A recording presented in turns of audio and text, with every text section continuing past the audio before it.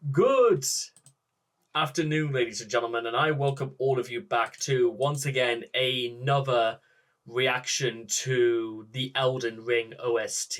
And so far in this journey of discovery in the lands between, and yes, I have picked up a little bit more about the actual terminology of this game, is that the sequence of events goes from Godric to Moog to the Beast Clergyman and Malekith the Black Blade, and now we move on to Malenia the Blade of Miquella. Now, as far as like the lore for Malenia is concerned, there's only a couple of things I am sort of aware of. The first is that, well, actually, there's very little about her actual lore I know. I only know about, as far as like in the game it's concerned, because even before I was considering starting to play this, I did hear the news that unfortunately Malenia has a little bit of an infamous reputation for people who've played this game, because she has some sort of ability called Waterfowl, in which when she attacks somebody, she regains a substantial amount of her own health. And this is like a thing that was only ever really like used once or twice in previous From Software games, but it was abused to such. It basically made Malenia, in certain circumstances, almost completely unbeatable. Now, with that being said, plenty of people have beaten Malenia, but they complain is that Malenia is a hard boss for the wrong reasons. They think it's difficult just for the sake of being difficult.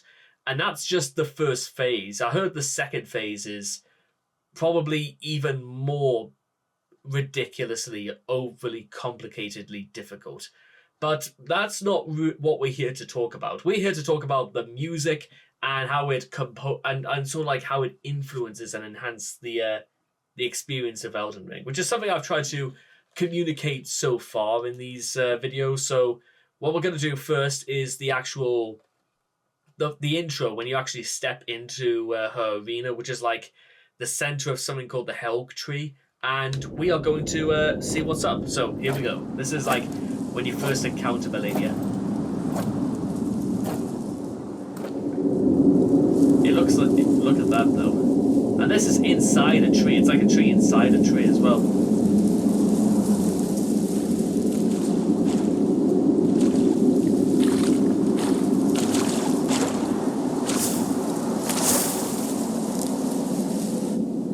So you just sort of walk into this, well, there she is.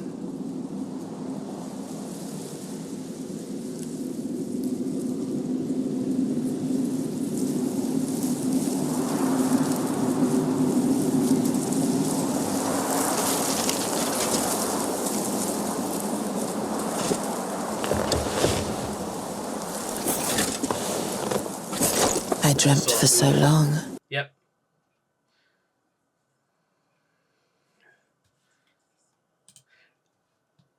So you're nearly a minute into this, and I get a look. They even went to the trouble of making sure all of Malenia's toes are like completely concealed as well. Which it seems a little bit impractical and all that, because how practical? I mean, whoa, she's actually got quite long toes as well. But does that seem a little bit impractical to you guys for some reason?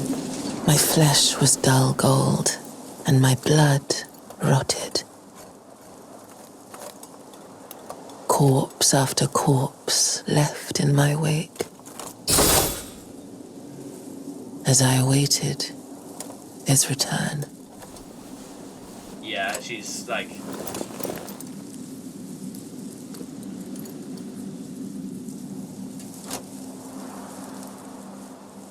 Heed my words. I am Malenia, Blade of Miquella.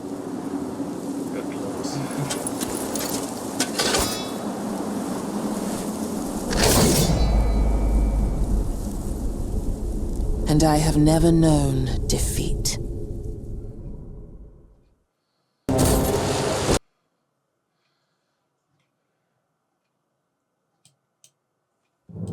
So, like, you're nearly 2 minutes into the actual fight, and yeah, like, good lord, she, like, I don't think her words are meant to be like, because again, because of the reputation of this boss, I'm not even going to say that's hyperbole. So let's see. Just after all that, and this is what you hear when fighting against.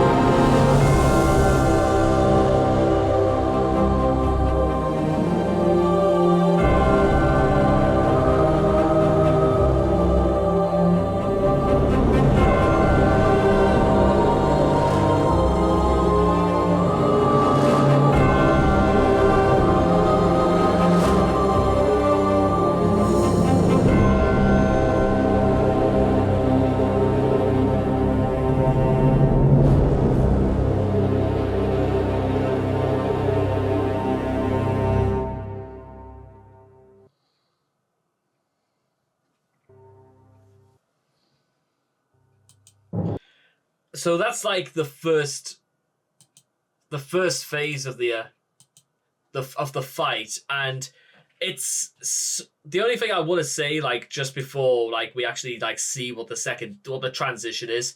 It's slow, daunting. It gives you such almost a feeling as though this is how you will die. It's not going to be dramatic. It's going to be melancholy. It's meant to not be nice, the experience. But if you are going to, you're gonna have to fight for your right to survive. It's like a beautiful, calm silhouette between two warriors, and this is apparently what happens when, if you are fortunate enough to get Malenia into a second phase.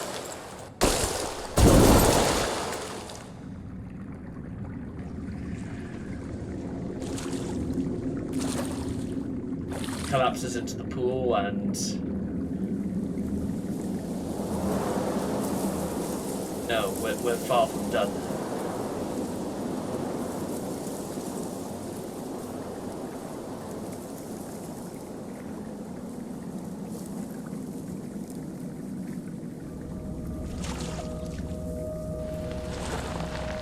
Wait.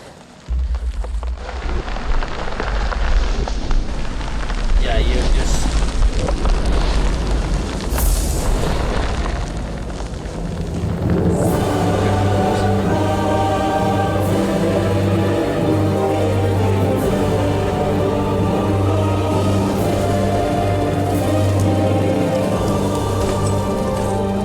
The scarlet bloom flowers once more.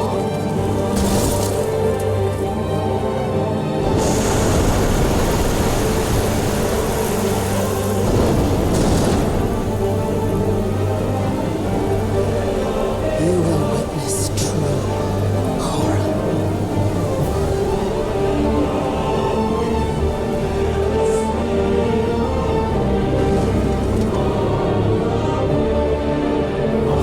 Now, rot.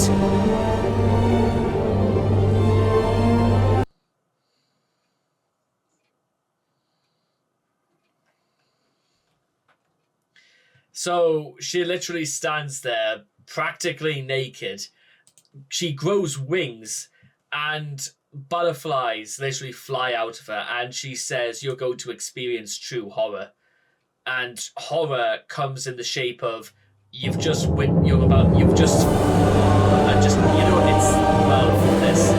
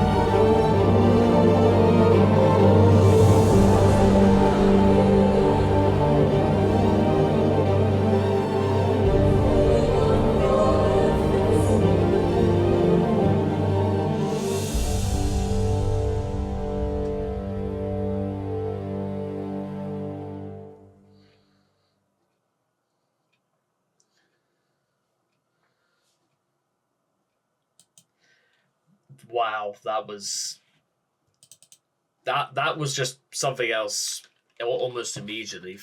Think about it like this, ladies and gentlemen. It literally begins with what feels like terror and dread, and then it sort of devolves and morphs into experiencing the face of something sinister, something that is going to stop you no matter what it takes. And now that is your challenge.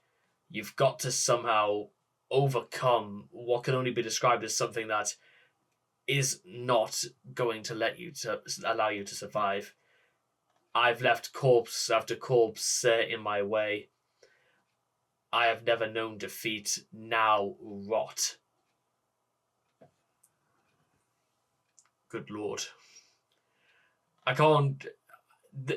I think something that's also becoming like increasingly great about learning a little bit about the stuff in Elden Ring is that I think somebody may have mentioned it like a couple of about a year before it was even released, that it was far more than just big Dark Souls.